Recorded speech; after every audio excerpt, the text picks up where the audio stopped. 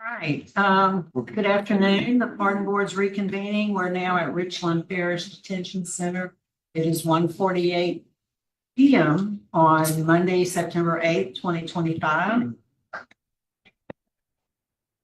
Let's see, with the staff at Richland, please introduce yourself for the record.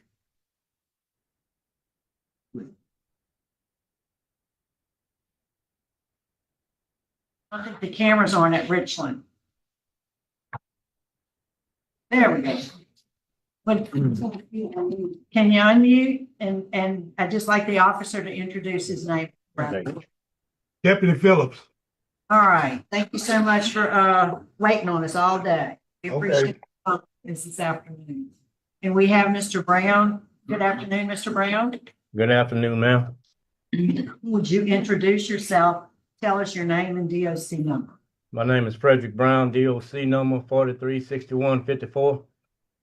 Yes, sir, Mr. Brown. That's what I got. And we have counsel with you today with the on Zoom. We'd like to have the attorney introduce themselves for the record. Is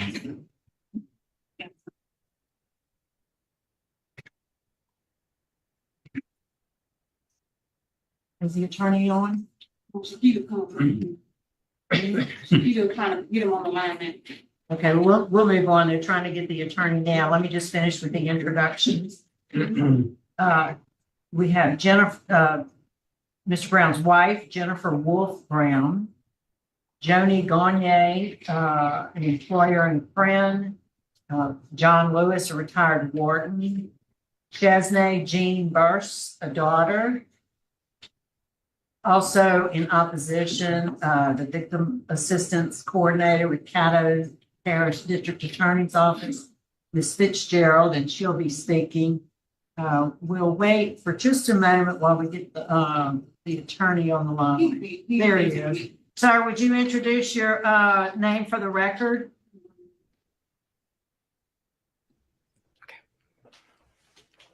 Yes, sir. Excuse me.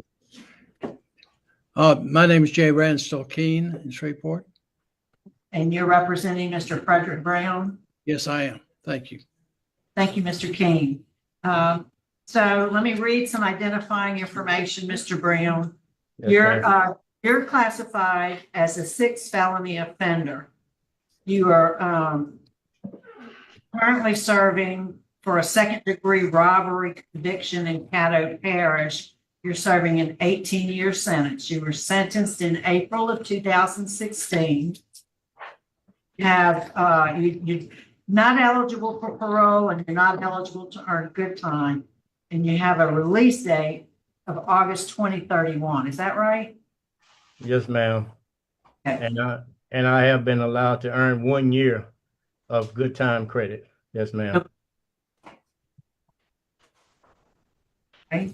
So we'd like to, before we hear, we're going to hear from you, then your family who wants to speak, and then we'll ask for your attorney's presentation. Then we'll hear from the DA's office before we start our interview. Okay, so give us your statement, Mr. Brown. Why are you in jail? How did you get there? And why do you think we should vote in your favor today? Well, my name is Frederick Brown, and I'm currently serving an 18-year sentence for 2nd-degree robbery, of which I've completed 12 years and 3 months. And I wrote this down. I respectfully submit this request for clemency and commutation, not to excuse my past actions, but to humbly ask for an opportunity to move forward with the lesson that I've learned. I take full responsibility for the crime and the pain and the fear and the trauma that it caused the victim and their family. I'm deeply remorseful without making any excuses. And although I cannot undo the harm, I've committed myself to accountability and personal growth and rehabilitation to assure that nothing like this will ever happen again. During my incarceration, I have maintained a perfect disciplinary record, consistently following the rules, even in challenging situations. I've completed numerous self-help and rehabilitative programs, including MAS 1, mind-altering substance, and MAS 2, anger management, parenting, celebrate recovery, life's healing choices, change the world, power group, and moral recognition. Last 3, up under the, a mentor in my life, Dr. T. Cole Flournoy. That's where I found myself. And currently I'm participating in the STEP program consisting of victim impact, criminal and addictive thinking, thinking for a change, and pre-release programs. I've earned a high-set diploma. I also obtained a associate degree in automotive technology. In addition, I serve as inmate counsel, as a Class A trustee, and assisting others with legal and personal matters, and mentoring young men to make positive choices. My message to them daily is simple. Every choice carries a consequence, and I tell them daily, do good and follow the rules in here, and you get rewarded. At the same time, you do bad and break the rules, expect to be punished. And if granted clemency or commutation, I have a strong network waiting for me. I live with my wife, Jennifer Wolf Brown, in Independence. Jennifer is the director of EPIC, a program supporting individuals with substance use disorders. I have also secured employment with Southbound Services LLC under the supervision of Miss Joni Gunye.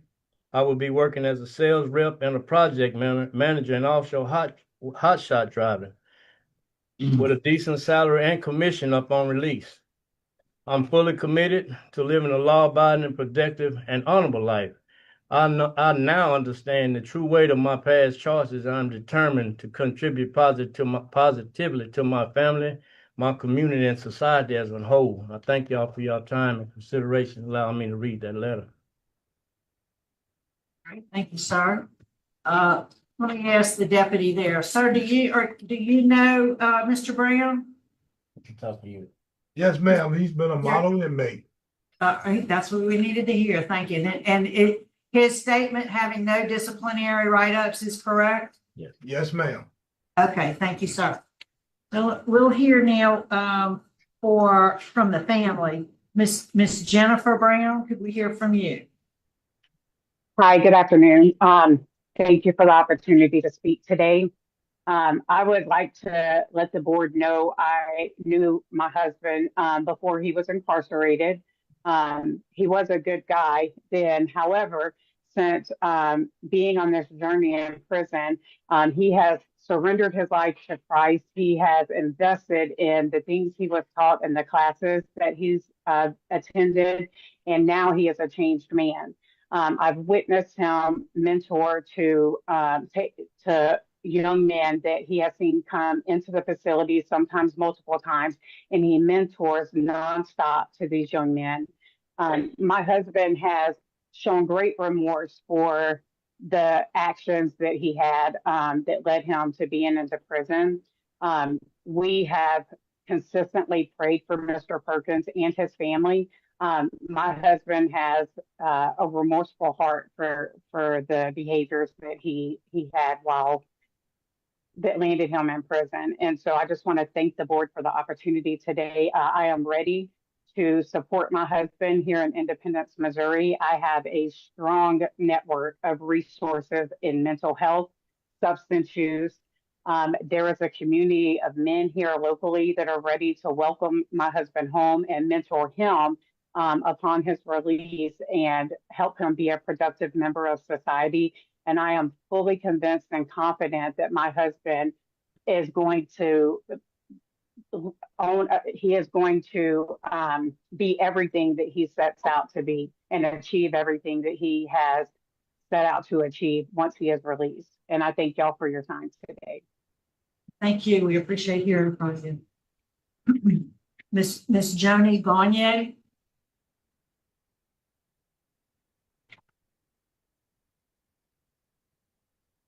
So just reintroduce yourself in case I mispronounced your name. No, ma'am, you got it. It's good. It's Joni Gagne. And I'm here in support of Frederick Brown as the owner of Southbound Services. Professionally and personally, it is my privilege to stand behind Mr. Brown. First, I would like to extend my deep gratitude for the impact that Fred has had on our family over the last 8 years. While my husband, Brandon Gagne, was incarcerated, Fred was a tremendous source of encouragement and guidance for him. He not only showed kindness and respect, but he also just demonstrated maturity, leadership, and a willingness to help others better themselves during a difficult time. Even to this day, Fred continues to be a positive influence and a source of encouragement to my husband. Because of this, I am more than willing to provide Fred with employment upon his release. At Southbound Services, we're always looking for dependable, hardworking members, and I believe Fred will be a strong asset to our company. I'm confident that he has the skills, the discipline, and determination to succeed in the workplace and contribute positively to our team and his community. It is my opinion that Fred has demonstrated genuine growth and readiness for a fresh start, and I fully support his transition back into society and look forward to giving him the opportunity to build a stable and productive future. I appreciate your time and consideration. Thank you. We appreciate you taking the time to speak with us. We were not able to reconnect with Mr. Lewis, the retired warden, who wanted to speak in support. So we'll ask Mr. King for your presentation, sir. Excuse me. Yes. Mr. Lewis is here. I'm here. He's here in the same room. I All right. apologize. I'm Go sorry. ahead. That's why we couldn't reconnect. Go ahead, Mr. I'm retired, not gone. My name's John Lewis, retired warden from Bayou Dorchie Correctional Center, Webster Parish. And Sheriff Prater probably don't remember me, but to jog his memory, I was at a class at his facility, and he mistakenly introduced me as a graduate of Sheriff Sexton's work release program. That I'm still here, but I retired in July of 20, as we said. And Fred Brown was in my facility upon my retirement, and he took anger management, parenting, mind-altering substances, Celebrate Recovery. And I heard it discussed at the beginning here. I was under the impression that Fred wasn't even earning good time for these classes at that point. But I used to tell my inmates that what's real important is not you earning good time or even being presented to the parole in a favorable manner, Right. but to prepare yourself for once you get out of here that you don't come back. Right. And Fred took that and run with it. And as I said, he was a chapel orderly. So he not only took these classes, but he repeatedly heard them time and time again as the orderly in the chapel while we was giving these classes. And I remember kidding him once that if I ever lose my instructor, I'll just get him to teach the class because he knows it so well. And the one other thing that I would like to say is the one thing that was a negative towards Fred was that he always denied responsibility for this crime. But I heard him in his statement take responsibility for this crime, and I've been told that he's reached out to the family and apologized for his actions. And so that was the one last hurdle that I had reservations about that he just jumped over today. And so I would like to, probably in my 34 years, I've done this a handful of times, but I would like the parole board to grant Fred Brown the ability to get out in society and be a productive member of it and not be a hindrance. Thank you, and God bless each and every one of y'all. Thank you. Thank you, sir. Mr. King.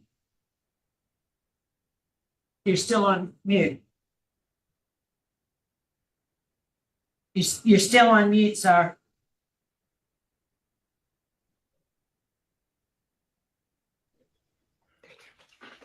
Thank you. Mr. Brown, since I have known him, and I did not represent him in his underlying offense, but I have known him since he was in Bayou Bodcaw, and he appears to have impressed everybody that he has been incarcerated with or under, with his sincerity and his ability to work towards an ultimate release.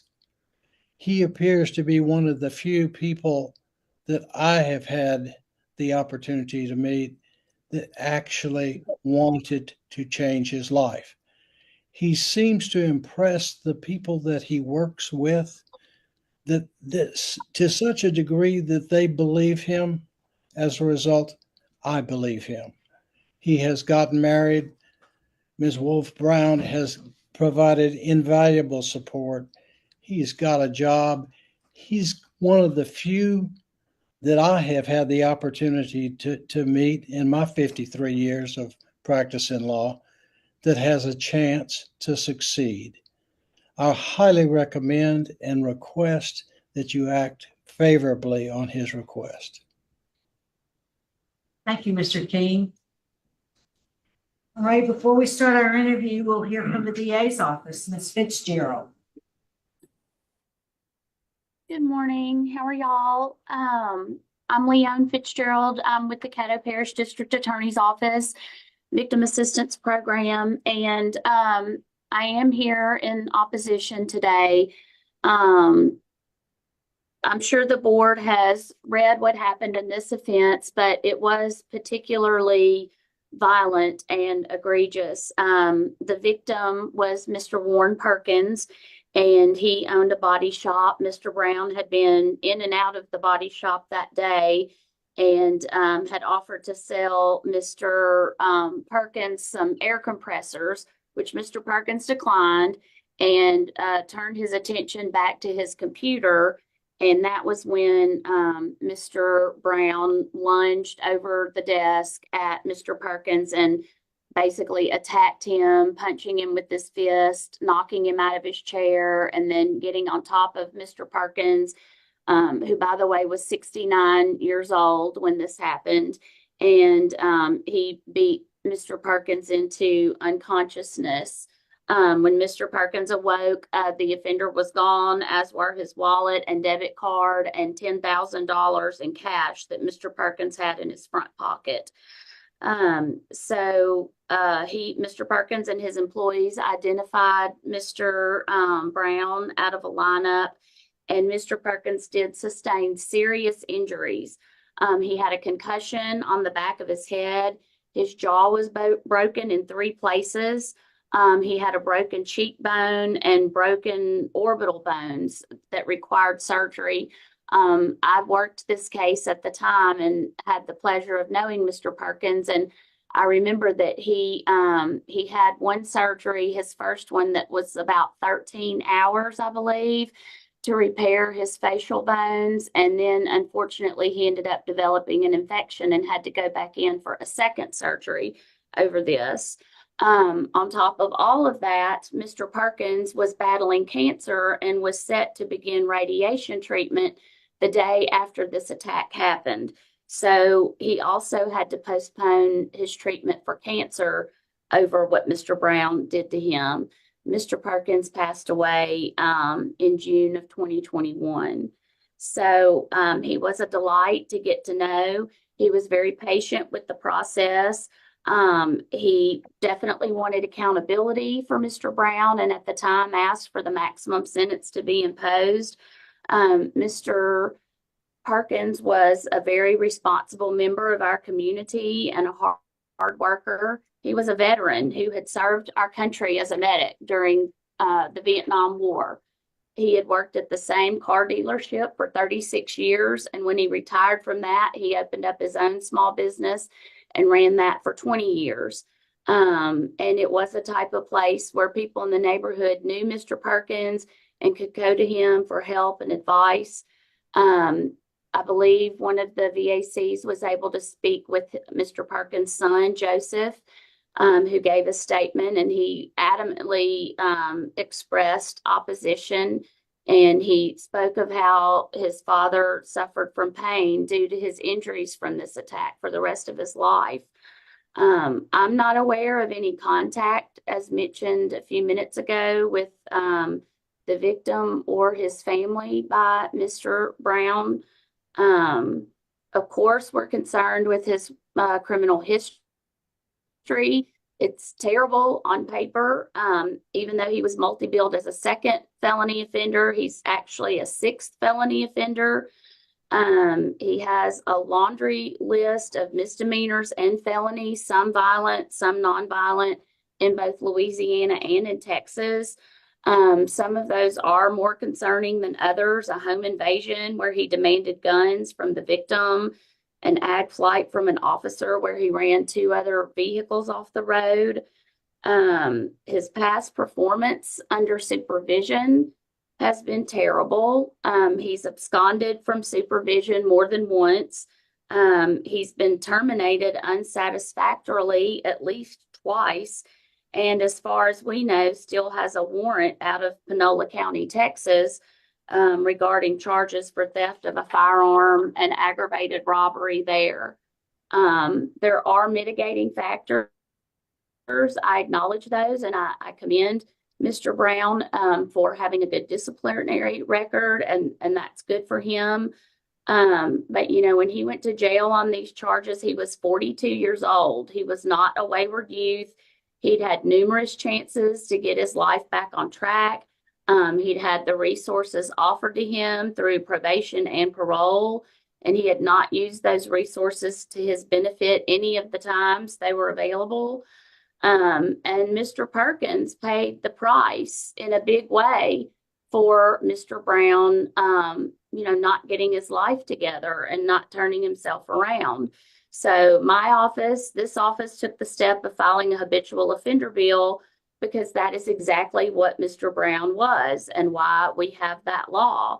He was an offender who was just not getting it and continuing to victimize our community.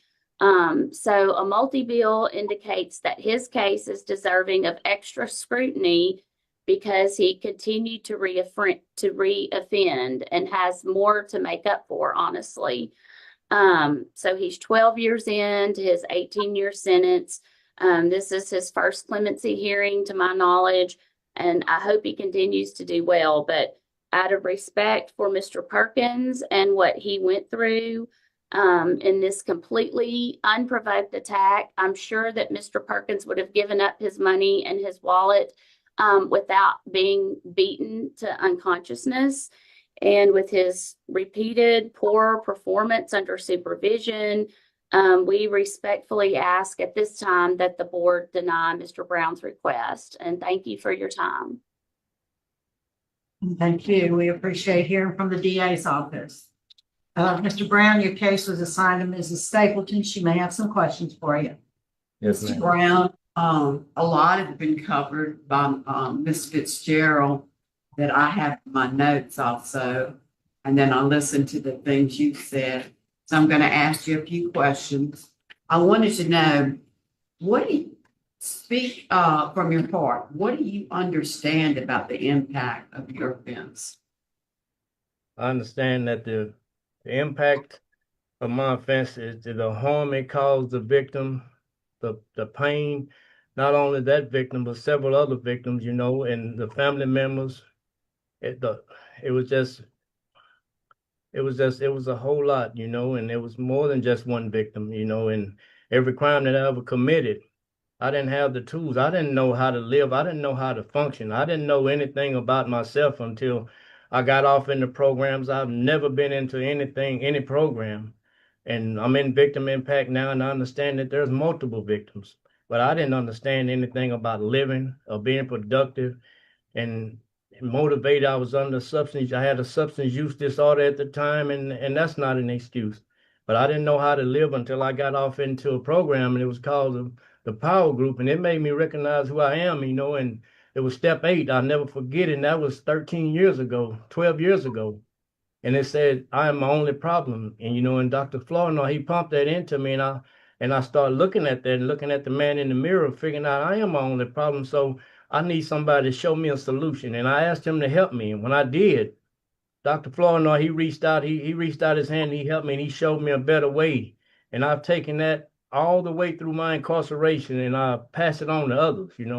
I don't make excuses for what I did that day or what I've done in the past, and I've mended all my ways. I've taken care of everything that I could have taken care of, and as with my criminal behavior and charges that was over my head.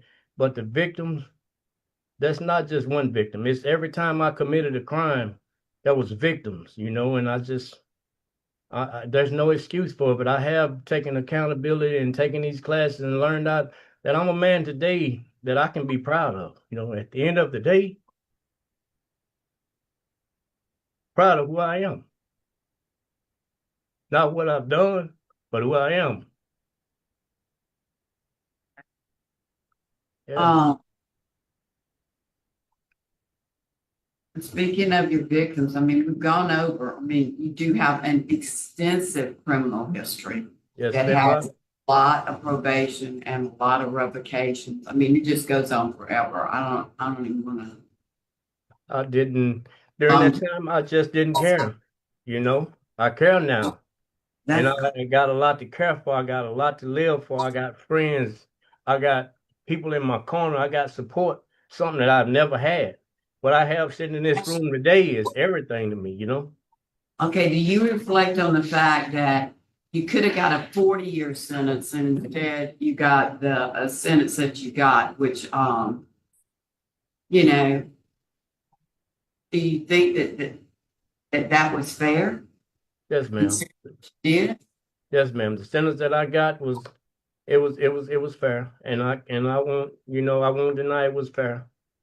It was, I mean, it was fair. Okay, that's what I was wondering how you feel about that, because Yes, you got 18 years. It was a fair. And sentence. I know you appealed your sentence. Yes, ma'am. And I think the appellate court in one paragraph said, you know, exactly what makes 18 years a small amount of time considering just this one crime. You had all those others before, but this one crime, it says, the violent crime involved deliberate cruelty to an elderly victim that resulted in significant permanent injury. Brown has an extensive felony criminal history and has obviously failed to benefit from prior probationary treatment or be rehabilitated by prior leniencies in his sentences. For the second-degree robbery conviction, Brown faced a maximum sentence exposure of 40 years of hard labor, and he received the mid-range sentence of 18 years. So, and then we did get a letter from the son, and the son said that Perkins described the crimes committed against his father as heinous. Mr. Perkins said that his father never fully recovered from his injuries and that he suffered from pain in his jaw until the day he died. So when you think about your actions and you take responsibility and the impact of your offense, it is an individual accountability for each and every person, because it's different for every person whose life you touched in this kind of violent way. So I wanted to know if you did think that the 18 years was reasonable under the circumstances. Yes, ma'am, it was. It was. Thank you, sir. Yes, All right, any other questions? ma'am. I was just asking if anybody else had any other questions. I think we're prepared to vote. Mrs. Stapleton will vote first. I'm gonna deny today, based upon the heinous nature of the crime against an elderly victim, your prior extensive criminal history, and I think you got I think you got a break on your sentence. I don't even know if it was appropriate, but you got a break on your sentence. Now, on the good side, I listened to everything you said. You're doing very well to get everything you need, that when you get out, you can lead a productive life. And I know that's where you want to head yourself. So I compliment you on that, sir. Mr. Prater. I concur with that. Anytime you mention Dr. Flournoy, I just light up because I loved him so much. Before he passed away, he did great work. But, Mr. Brown, I just think that with your extensive criminal history and the injuries to that poor man, even though you've done great, and I'd like to see you get out a little bit early, but not yet. And you're gonna be getting out early anyway. So, so with that, having said that, I'm victim opposition, law enforcement opposition, severity of crime, and the fact that it was an older man. My vote's in. Mr. Freeman, My vote is the same for the same reason. Mr. Tillings, Mr. Brown, I commend you on what you've done and how you've changed. I hope you continue keeping up the good work. My vote today is going to be a grant. Commutation of sentence, 99 years. he's only serving 18. 18, commit, to 18 years with immediate eligibility for parole. All right, Mr. Brown, I concur with my colleagues, all of them, really. You have done a really good job. I'm so glad you found yourself, Dr. Flournoy. You've done some really good work. You've had people really speak highly of you. Yes, But ma'am. based on the severity of the crime, my vote today would be to give you a little bit of relief and make you parole eligible. But it requires 4 votes in your favor. You received 3 votes to deny, 2 votes that were favorable, but the outcome of today is that your application's been denied. You didn't get the 4 votes. Keep up your good work. Good luck to you, sir. Yes, ma'am. We will sign off at Richland. It's 2:19.